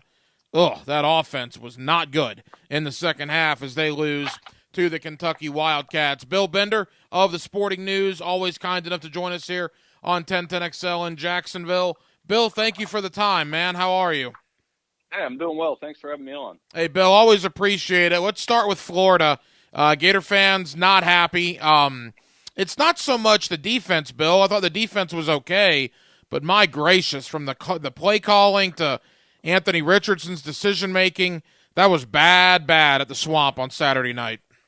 Yeah, and a reminder that they're just getting started with Billy Napier. I mean, I think we all just overreacted, as we should have, to the Utah victory, which was nice, and then Kentucky, an established SEC's program that's really tough with Mark Stoops. You can't take them lightly. You can't just overlook them. I probably was guilty of that last week. The pick six was huge, and they just made the plays when it counted. Bill, who do you think Anthony Richardson is? Is he the guy we saw against Utah, the guy we saw against Kentucky, somewhere in the middle? What's your thought on him right now? Yes, that would be my answer. I mean, something you just don't know yet. I mean, the consistency will be a thing. The incredible playmaking ability will be a thing, and I think it's just in time. I mean, it is one of those things where you almost were like, should he be running 15 to 20 times a game? And is that the best part of their running game? You know, his dynamic ability in space, which he flashed against South Florida last year, this week's opponent. Or, you know, and like I said, it's second game under Napier. So I think continued improvement and, you know, just a reminder that consistency has to come if you're going to beat teams in the SEC. Bill Bender of the Sporting News here with us on 1010XL in Jacksonville. Yeah, I don't think the fan base is angry at Napier. They understand what Napier inherited, and I think you're beginning to see it. Just the lack of depth across the board, Bill. You and I talked about it, I believe, when I had you on this offseason. The Gators just don't have a lot behind their starting 22, and as you begin playing these better teams, that's going to start showing its ugly head. Yeah, I mean, and it'll be interesting here in a couple of weeks. I do think they'll win Saturday. I always try to prepare a week in advance, so like peeking ahead at that Tennessee game. It's going to be interesting because Tennessee is in the second year under Heupel, and they've done a nice job of just getting ahead. And Hendon Hooker's a big reason why. And a big reason why Hendon Hooker's been good, he doesn't turn the football over. He doesn't throw a lot of picks. He doesn't fumble a lot. He just makes good decisions with the football, continues to do that since he transferred from Virginia Tech. And Tennessee has some momentum to him right now. So, I mean, that's going to be a very cool game here in a couple weeks. What do you tell Gator fans, Bill, that say, well, Nick Saban was 7-6 year one at Alabama. Kirby Smart 8-5 year one at Georgia. I believe Jimbo lost 4 times year one at Florida State. To me, that's a little different because he was already there as a coordinator. But the year one struggles for some of these guys, is that what Florida fans need to, I guess, prepare themselves for with Napier? I mean, there'll be ups and downs, sure. I mean, because that's first-year coach. You never know. I mean, you got to keep – there's the challenge of recruiting and keeping the locker room with guys that you didn't recruit and all of the extra challenges that are out there now with NIL and everything that comes with that. So, yeah, I mean, they're definitely going to be ups and downs. And week 1 was definitely an up. Week 2 was a down. It will feel a little bit like a roller coaster, but – you know, Billy Napier is a guy that can coach, and I really believe that. I think there'll be further success with him down the line and in all phases, in recruiting and everything else. Bill Bender of the Sporting News here with us on 1010XL in Jacksonville. Bill, let's go to Tallahassee. One of the crazier endings you'll ever see in a college football game against LSU. They win it. They enjoyed a bye week. They play a Friday night game, which I cannot begin to tell you how much I hate. Friday night ACC football. It's ridiculous, but I'll get off my tangent here as Florida State gets ready for Louisville. What is your thought, Bill, on the Noles 2 weeks in, and an early thought on the game Friday against Louisville? Yeah, I mean, just take care of business against Louisville. That's a team in the division that's had some struggles as well. You know, and Cunningham at quarterback, you got to contain him. So as far as Florida State through the first 2 weeks, I mean, they're 2-0. It's been a minute, you know, like they've had some Labor Day weekend disasters in the past and some early September losses that they couldn't shake off. So it doesn't matter how they won the LSU game. The point is they won it. Learned that from Willy Wonka and the Chocolate Factory. It doesn't matter how you got it. Point is you got it. So I think continued improvement from Jordan Travis, keeping that running game going.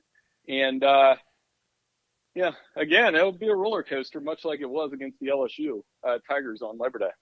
See, the thing is with Florida State, at least the fans I've talked to, I'm interested your opinion. What I hear all the time is you got to beat Louisville, you got to beat Wake Forest, you got to beat Boston College. They don't necessarily need to see Florida State beat Clemson this year or Florida, obviously, and that might have changed in the last 72 hours. But the teams that you're supposed to beat, are they supposed to beat Louisville on Friday, Yes. Bill? Because Louisville did have a big win over UCF last week. Yeah, I would say as a program, you want to think that way. Yes, that they should beat Louisville, and they should. That's a great way to look at it. They should be beating ACC teams that they were destroying when they were going to the college football playoff and winning national championships and trying to make it a real rivalry with Clemson again. I mean, at the beginning of the college football playoff era, Clemson Florida State was as big a game as you had in college football. So I think that's talking to their fans. The fans are right. Those are the games you need to win to get back to a bowl game, to get the program respectability back and get that thing going in the right direction. And LSU was a really good start. Florida State's conference opener Friday against Louisville. Another big game this week in the world of college football is Miami and Texas A&M. Now, Bill, I don't know necessarily how much of the luster's off. Certainly some of it is after App State goes into Kyle Field and wins. But my goodness, you want to talk about Jimbo Fisher needing a big win to offset that. Miami comes to town 9 o'clock on the East Coast. It's going to be a late night for some Hurricane fans here in the state of Florida. What's a thought from you on Miami so far and on the game Saturday evening? Yeah, Miami, it's a tremendous – this game went from tremendous opportunity for Miami and, Mario Cristobal and all that kind of stuff to they could stick a dagger in Texas A&M's entire season if that hasn't already been done. I mean, it was a wild game that they had App State and let them control the clock and do what App State has done. I mean, Miami knows about App State. They had a tight game with them a few years ago. So it does take some of the luster on it. I do want to see how Tyler Van Dyke does on the road. Miami, slow start Saturday against Southern Miss, but got it going. They're going to need 4 full quarters here because Texas A&M will be in desperation mode. I do think it's going to be a fun game, though. It's one of those games between two programs trying to get to that playoff level, and I anticipate it'll be highly competitive. The ACC Coastal Division does not look good on paper. I mean, maybe Duke, maybe Pitt, although I know they lost in OT to Tennessee. But my goodness, Bill, if Miami finds a way to go into College Station and win, they could rattle off a few here in a row, right? We could be legitimately talking 6, 7, 8-0 for the Canes, could we not? Yeah, and then they get to Clemson, and then, we'll hear the speech that we normally hear, that the U is back when, I just say I'll hear that speech when they win the ACC championship, which they have yet to do, right? So I think they could and put themselves in a position to have a huge game with Clemson in November and get back to the ACC championship and maybe even make it a game. So and Mario will get them there. If it's not this year, the way that they're recruiting, again, another school that been on the top of the NIL game and continue to improve. But this is one of those games where they have to do that. I mean, they haven't played Texas A&M much. So I would have thought, maybe it was bad memory. I thought these two had hooked up more than they have. Final moments here with Bill Bender of the Sporting News, always kind enough to join us here on 1010XL in Jacksonville. Bill, is it Georgia and maybe Ohio State and then everybody else in college football? How impressed have you been by the Dogs at this point, and are they clearly the number one team in the country right now? They are right now, but it's fluid. I mean, Alabama's still good. They just played really poorly Saturday and still were able to win. I mean, if you'd have told anybody you have 100 yards in penalties, you're gonna miss 7 straight third down conversions, and you're on the road and you give up a field goal, minute 30 left, most people would say they were going to lose. So I think Alabama survived. Out of the Big Ten, Ohio State and Michigan are both very good. And that's going to be very exciting as the season goes on. Michigan switched their quarterback with J.J. McCarthy. Ohio State's got a really good offense. I think those two teams are very, very good, and that would be my top 4 right now, with Clemson kind of lurking right behind them. As far as Georgia, we don't know a lot about them. They absolutely destroyed Oregon, but we're not sure how good Oregon is. And then Samford is Samford. Conference slate begins. They play South Carolina. Again, I think South Carolina is decent. By no means are they a top 25 caliber team. When are we going to know about Georgia? I mean, are we going to have to wait till the cocktail party here in Jacksonville, Bill, before they really meet a serious contender as far as competition goes? I mean, they might beat everybody by double digits again. It's very possible. I mean, they still got to go through Tennessee, Kentucky, Florida. South Carolina, I mean, first SEC test at Williams-Brice. Spread's 24.5. So I think I know enough in terms of the offense is good around Stetson Bennett. He's been super efficient. He may just be a Heisman Trophy candidate the way he's playing. So, yeah, I think that the path seems like they'll probably be in the top 4 all the way to another trip to Atlanta, where they'll probably see Alabama, and they may see Alabama again. I mean, that's kind of how the movies worked with these two the last couple years. Bill, as far as the SEC goes, Arkansas, 2 good wins against Cincinnati and beating South Carolina, as we mentioned. I guess Tennessee has to feel very good about themselves. Kentucky, as you mentioned, feels very good about themselves. Has anything surprised you 2 weeks in as far as the SEC goes? No, I think Arkansas and Tennessee have kind of lived up to expectations as conference sleepers. The Florida win in week 1 was great. And, you know, Arkansas is a team to watch here over the next 2 weeks. If they're going to win this week. And if they take care of business there, sets up A&M, it's going to be a huge game. And then if they do that, I mean, Alabama comes to their place on October 1st, and they haven't beat Saban. So, you know, the Texas-Alabama game is a preview of what's to come. You know, Tennessee haven't beat Saban in forever. You know, Arkansas haven't beat Saban in forever. And Alabama has to go to those 2 places. I would argue those are the 2 toughest road games on their schedule. I mean, they do have to go to Ole Miss as well. So, I mean, if that game was a preview of anything, Alabama, they got to play better on the road if they want to get to Atlanta. Bill, as we say goodbye, Scott Frost out at Nebraska. It's the middle of September. If they were going to do it this early in the year, why not just do it at the end of last season? That's a good question. I mean, emotion, that's the sport, right? The emotion of losing to Georgia Southern, starting 1-2 when they made all the coaching changes, felt like it was trending in that direction after the loss against Northwestern. And apparently that was worth $7.5 extra million. So that was, I was stunned that they did it Sunday. I thought they'd at least get through the Oklahoma game, but they had seen enough. I mean, 5-22 in 1-score games, and they're going to have to do an about face about their program. I mean, it's not so much about getting back to the past as it is they need to hire somebody that's best for their future. And if that means going out and get a Matt Campbell or a Chris Kleeman or a Lance Leopold, guys from schools that they used to demolish, then so be it. Will Scott Frost land somewhere, you know, whether it's next year, a year, 2 years from now? What he did at UCF was incredible. He absolutely did not work out at Lincoln going back home. Will he get another opportunity, Power 5 or otherwise?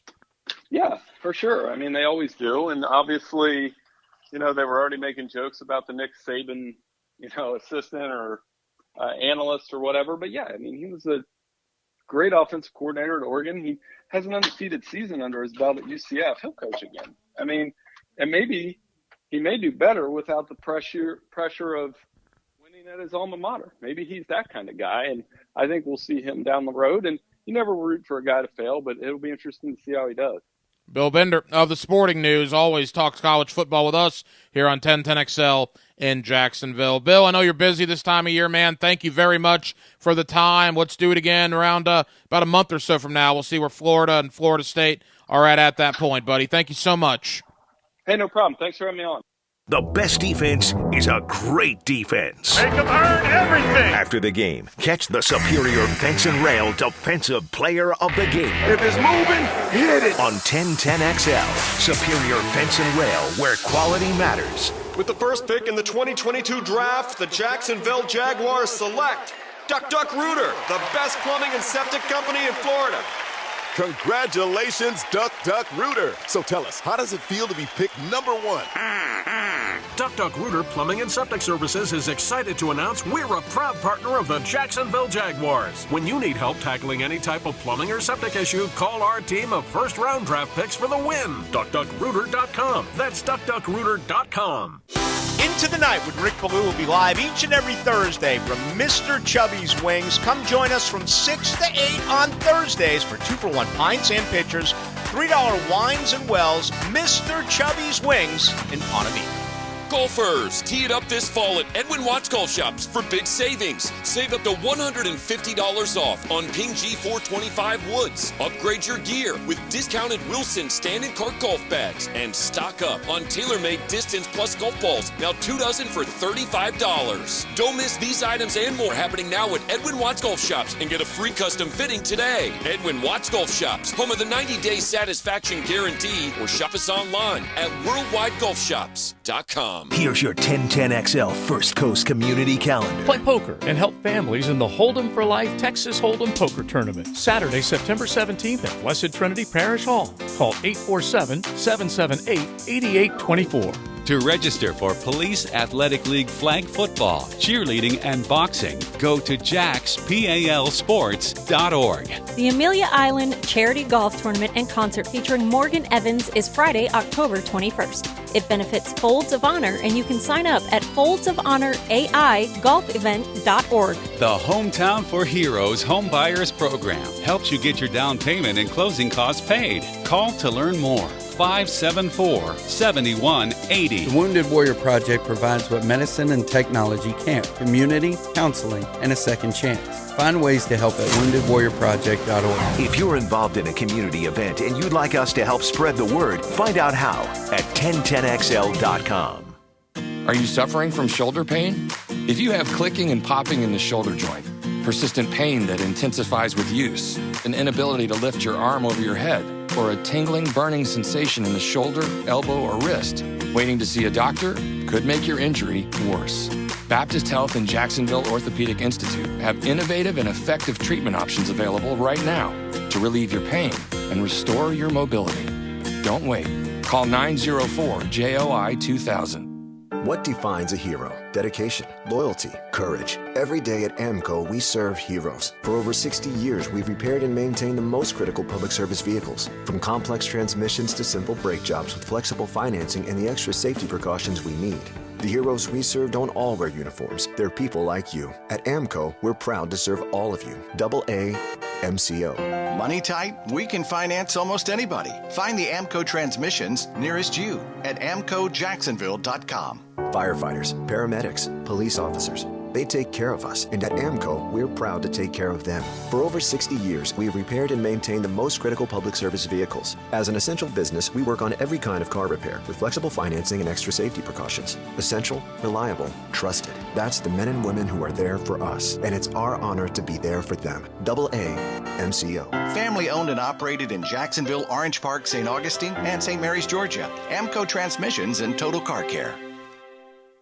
Bank how and when you want to with Community First. Get free checking with rewards and free digital tools that make managing your money simple and life simply better. Add an account at justbeyourself.com. Community First Credit Union, federally insured by NCUA. This is your Mad Dad's Update with Chapter President Donald Ford. Mad Dad's is gearing up for our 14th annual motorcycle ride on September 24th.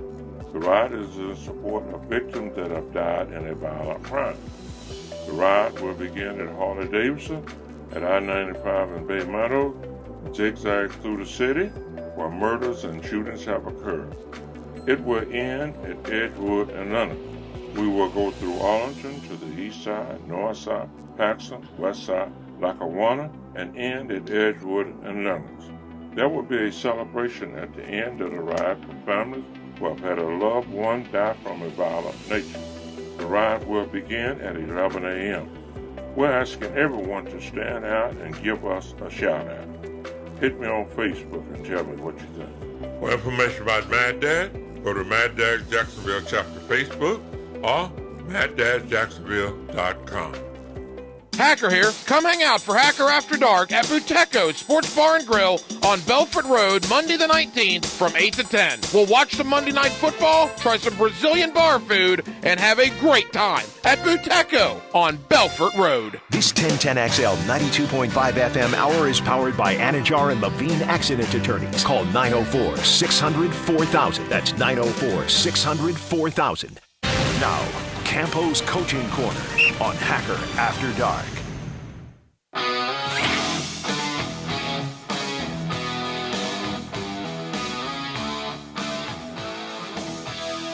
Now, hello. Another great guest on the Farah and Farah phone line. Brought to you by the Accident Attorneys at Farah and Farah. Back here on 1010XL and 92.5 FM in the city of Jacksonville. You know, we always talk about the Monday morning quarterback. Well, here on Hacker After Dark, we're going to have the Monday night coach, right? More than 24 hours after the game has ended, we're going to talk with head coach Dave Campo, kind of simmer down from what happened yesterday and look ahead to what's going to happen 6 days from now. Coach Campo, always kind enough to join us here on Hacker After Dark. Coach, first and foremost, thank you again for being with us at the fifth quarter yesterday at Perfect Rack Billiards. I love the instant reaction part of that show and really appreciate you coming on yesterday. That's my pleasure, Hack. I enjoy you, number one, and Leon, and it's fun to rehash. Unfortunately, we had to rehash more negative than positive, which is too bad. You know, the one thing, Coach, about what we're going to do here compared to what we do on the fifth quarter is instant, right? But then you and I have an opportunity to come home Sunday night, rewatch the game either Sunday or Monday morning, and then talk again. I have a little bit different perspective on the game than what I had yesterday. What about you? Because I know you were pretty fired up at some of the lackluster secondary play by the Jaguars.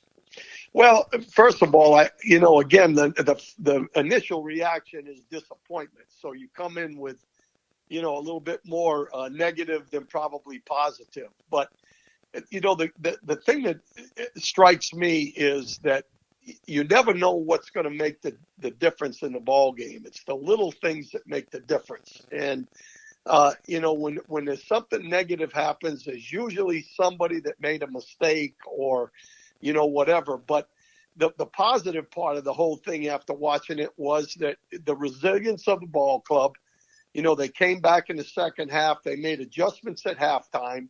They came out and ran the ball early and had some play action passes that were, successful. So, looking at it a second time around, it's more, I see things that are correctable. And really it's more than just the one play that hurts you. It's some things that lead up to the plays. And those are things that can be corrected. Well, some of the positives that I'm taking away from it, again, head coach Dave Campo here with us on Hacker After Dark. All right, you're down 14-3. It felt like it should have been a lot worse, but they responded. They came back to take the lead. They scored 19 consecutive points to go up 22-14. Coach, in the last 3 or 4 years, this team is down 14-3. It's curtains. That's the ball game. They're not coming back. But they came back yesterday, even took the lead in the fourth quarter. They had some defensive breakdowns in the secondary, which I know we'll get to, but I thought it was a positive to show the resiliency coming back on the road. And then, look, the offense starters in the preseason played a half of football together. They played 2 quarters against Pittsburgh, and James Robinson wasn't involved in that. So yesterday was literally the first time the starting offense was out there, and I thought they had it clicking a little bit in the second half. So, again, I'm not trying to sugarcoat it. I'm not trying to be the ultra-positive glass-half-full guy. I'm just stating my opinion. My opinion is, Coach, even though a loss sucks, agreed, I thought there were some things to build on. Yeah, no question about it. And again, one of the things that I'm the most excited about is the fact that we didn't see much halftime adjustment from last year's team. And that means that the coaching staff, understands what's going on. They're talking with the players at halftime, and they came out with a really good plan in the second half. And if you really look, if we're sitting in Washington today, and talking about the ball game. They're talking about the same mistakes on their ball club that they made. You know, first games, you don't know what's going to happen. And the positive is, like you said, they made adjustments that came out in the second half and really were in the football game. And I truly believe now that they'll be in most of their ball games because of that alone. Coach, what was your assessment of Trevor Lawrence yesterday? I thought he was up and down a little bit. I thought in the first half, you know, he had an opportunity to make some plays that could have won the football game. And he said the same thing after the game, you know, that he made a couple throws that he'd like to have back in the first half. You know, the one to Etienne that really, you know, not the one Etienne dropped, but the one that he overthrew, you know, on the wheel route. And, you know, that would have been a touchdown. So I think he looked at it and said, okay, in the first half, I was a little shaky, but I think in the second half, he came on. And the one thing that he said that, you know, after the ball game that I thought was really telling was, you know, he's been told to be aggressive. And I think sometimes you can be a little bit over aggressive and not let the game come to you rather than you trying to come to the game. And a couple of those intentional grounding things, he's got to learn when to tuck it and just take the loss. And that's something I think he will do better as the season goes on. So there were some really good throws. You know, he did some really good things, but there were a few things he needs to clean up.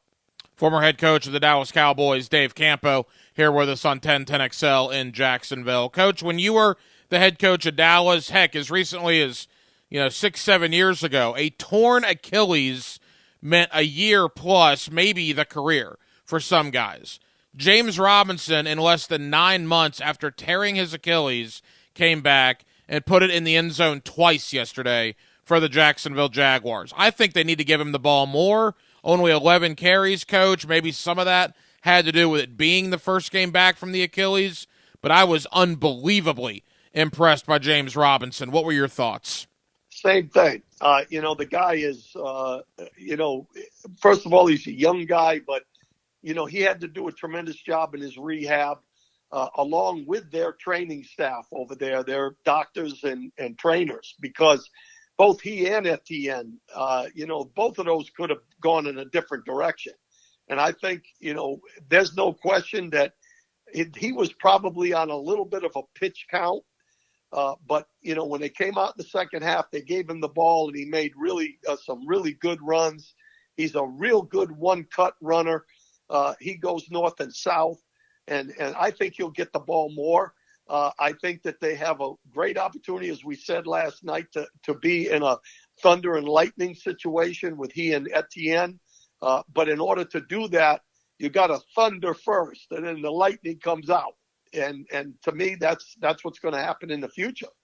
I can't tell you how many times the Jaguars sign free agents and the regular season comes around and you don't hear anything from them. It's one game, so I'm not trying to get too excited too quickly. But Evan Ingram, Zay Jones, and Christian Kirk yesterday caught 16 passes for 200 yards. 16 passes, Coach, for 200 yards from those three free agents. Anybody that was lacking on Trent Baalke for signing those guys, that's not the argument to have today. Those guys, to me, Coach, did their job yesterday. Yeah, they had a good day, and I think they'll get better with the more time that they're out on the field. It's one thing to do it in practice, but to do it in games, and they didn't have much opportunity in the preseason to show what they could do. But I think Kirk against Pittsburgh in that first half showed you what he's capable of. And he did the same thing yesterday. I think he's going to be a guy that is going to be a difference maker in ball games. If you can go over 100 yards in a ball game, you're in pretty good shape. And the one thing is he got behind the secondary for that big play. So I think he's going to be a positive. I think Zay Jones is a guy that can be a guy in a ball game that help you.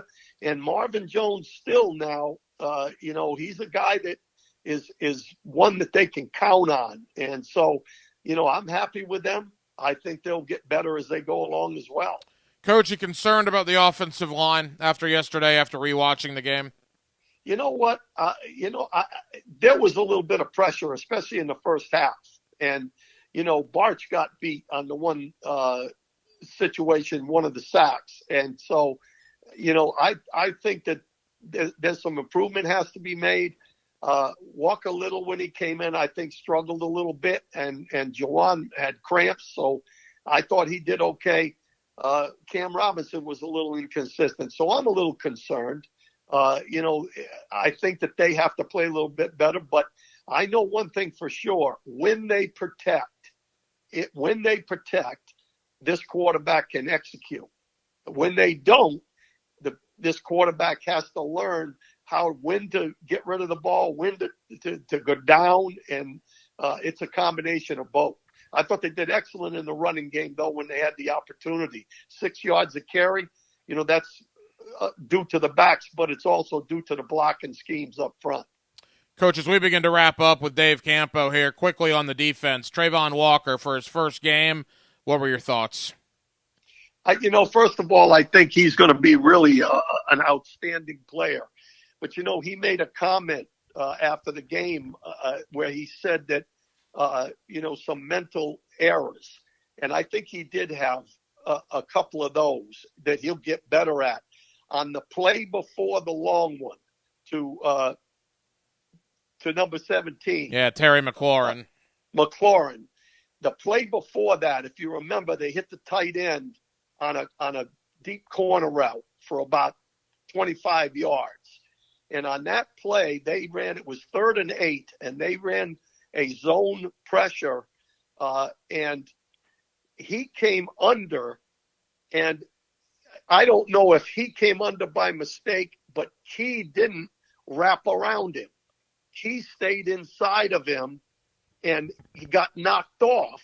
And that's when Wentz stepped up into the pocket and had an easy throw to that tight end. Either Walker should have stayed outside and Key inside, which would have closed that window, or Key would have had to wrap around. So those are the kind of things that have to be cleaned up. And again, the last one to McLaurin was a combination of both. The cornerback not rerouting. It was a roll to McLaurin. And the safety, Cisco turned inside on the number 2 receiver coming down the field that couldn't get over the top. I mean, look, you have a long history on the defensive side of the ball as a coordinator, as a defensive backs coach. Level of concern, same question about the O-line. Level of concern in the secondary for you after yesterday. Yeah, I'm a little concerned. I mean, again, I thought Campbell, other than the one that he didn't get turned around, did a pretty good job in the ball game, had a big play. I don't think that they're improved, but I don't think they're where they need to be. And I think from a technique standpoint, they've got to get better. Final questions for Dave Campo here. He's with us on Monday nights on Hacker After Dark here on 1010XL and 92.5 FM. All right, Coach, there wasn't a single win in the AFC South yesterday, which is amazing because 2 teams played each other in Indianapolis and Houston. So it's a pretty big game. Indianapolis coming in on Sunday, 1 o'clock here at TIAA Bank Field. They haven't won here since 2014. That'll certainly be a talking point. The relationship between Doug Peterson and Frank Reich will certainly be a talking point. What's an early thought from you, Coach Campo, about the Colts here for the home opener on Sunday? Well, that's going to be a tremendous challenge, and we've met that challenge against them with not as good of players as we have right now. And, they've had a tough time winning down here, but this will be a big game for them as well, Hack. They're coming off of a tie. They've got to get going. And offensively now, they had 500 yards of offense, 350 from Matt Ryan, and Pickens had 9 catches. And Taylor had 160 yards rushing. So we're going to have to stop the run, first of all. We can't let him have 160 yards. And the rest has to be, we got to keep the ball from getting to Pickens. So it'll be a tough ball game. It's a winnable ball game, I think, just because of the situation. And we've just got to make some improvements and clean up some things. If it were you, as we wrap up, how do you stop Jonathan Taylor? Well, again, I think we're better against the run right now with the guys that we've got in there, and we just got to stay in our gaps. The linebackers have got to be aggressive, and that's how you stop them. Now, when that happens, your secondary is going to have to hold up. So, they made a lot of mistakes, Indianapolis, in that game against Houston. That's all they're talking about is that they weren't a clean football team. So they've got some things to clean up as well. Our head coach here on 1010XL is Dave Campo. You get him on XL Primetime, you get him on Hacker After Dark, and you get him on the fifth quarter with Leon Searcy and yours truly. Coach, thank you so much. Really appreciate the perspective, the Monday night coaching with Campo here on Hacker After Dark. Coach, I will see you Sunday out at Perfect Rack Billiards for the fifth quarter. Thank you, my friend. You're welcome. And thank you to my friend, former Dallas Cowboy head coach Dave Campo, for joining us here. A little Monday night coaching with Campo on Hacker After Dark as we look back on the previous Jaguar game and take an early look ahead 6 days from now to when the Indianapolis Colts come into town this Sunday, 1 o'clock kick at TIAA Bank Field. Of course, you'll hear that game right here on 1010XL and 92.5 FM. Well, that'll just about wrap things up for what has been a very busy Monday night edition of Hacker After Dark. Thank you guys for hanging out with us tonight. We got a lot of people to thank, looking back on a big college football weekend and, of course, the opening weekend in the National Football League. Again, Dave Campo, always kind enough to join us here on Hacker After Dark. Thank you to Bill Bender, national college football writer for the Sporting News, as both Miami and Florida State have big ones this upcoming weekend. And, of course, J.P. Shadrick, Jaguars.com and Jaguars Radio, joined us in hour number 1. We will be back tomorrow night, our late show. Are you kidding me? Where else would you rather be Tuesday nights from 10 o'clock to midnight than right here with us on Hacker After Dark? We'll have the high school spotlight. We'll have some more surprises as well. We get after it, Denmark and I do, on Tuesday nights, and we hope you join us then. Dylan Denmark was your producer tonight. Denmark, great job as always. I'm the Hacker Ryan Green in Jacksonville. Thank you for spending part of your Monday evening with us right here on Hacker After Dark on 1010XL and 92.5 FM. So for all of us here at HAD, have an absolutely terrific remainder of your Monday evening, and we will do it all over again tomorrow night on a Tuesday beginning at 10 o'clock. Until then, good night, Jacksonville. It's the show to put you in the college football know. It's your local Saturday morning college football pregame show with me, Matt Hayes, Terry Novell, and Shannon Snell. The Bueller Air Conditioning Saturday Kickoff, brought to you by Sonny's Barbecue on 1010XL. Hacker here. Y'all know I like food, and so I love the new Buteco Sports Bar and Grill on Belfort Road. Try some of your lunch and dinner favorites with a Brazilian flair, and bring the whole family to Buteco, your neighborhood bar on Belfort Road. If you've been injured, you need a local law firm and attorney with experience. I'm Julie Harrell. I grew up in Jacksonville and have been a personal injury attorney for nearly 20 years. Call Harrell & Harrell, 251-1111. Offices, Jacksonville. What I would tell people is that you don't have to be in pain anymore. Meet Dr. Justin Garzone, Medical Director at QC Kinetics, the nation's leader in using advanced regenerative medicine to give people lasting relief from chronic